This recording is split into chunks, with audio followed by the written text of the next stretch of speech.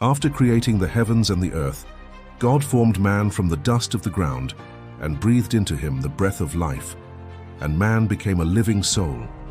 God placed the man in a beautiful garden called Eden, a paradise filled with trees and every living thing. In the middle of the garden stood the tree of life and the tree of the knowledge of good and evil. God gave Adam a command. He could eat from every tree except the tree of the knowledge of good and evil, for it would bring death. But God saw that it was not good for man to be alone. So he caused Adam to fall into a deep sleep. And from Adam, God created the woman. When Adam saw her, he recognized her as one who belonged with him. The man and the woman were together in the garden, and they were innocent. They were naked, yet they felt no shame. Everything was peaceful. There was no fear, no suffering, and no separation from God. Humanity lived in communion with its Creator.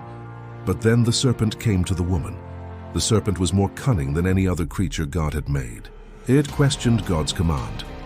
Has God indeed said, "You shall not eat from every tree of the garden"? The woman answered that they were forbidden to eat from the tree of the knowledge of good and evil, or they would die. Then the serpent deceived her, promising that her eyes would be opened and she would become like gods, knowing good and evil. The woman looked at the fruit. She saw that it was beautiful and desirable. She took it and she ate. Then she gave some to Adam, who was with her, and he ate as well. Immediately, their eyes were opened. They realized they were naked. For the first time, they felt shame. They made coverings and hid when they heard the presence of God. God called to Adam, "Where are you?" Adam answered that he was afraid.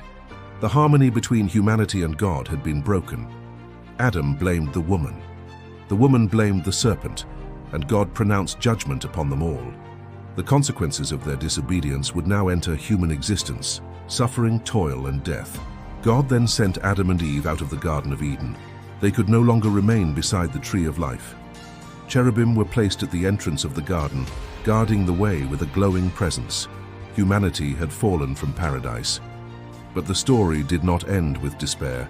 Even in the midst of judgment, God's plan for humanity continued. The story of Adam and Eve is the story of humanity's fall, but also the beginning of God's plan to restore humanity. Genesis 3:15 gives the first glimpse of that promise. The offspring of the woman would ultimately crush the serpent. The journey from Eden would one day lead humanity back toward God. The story of salvation had begun.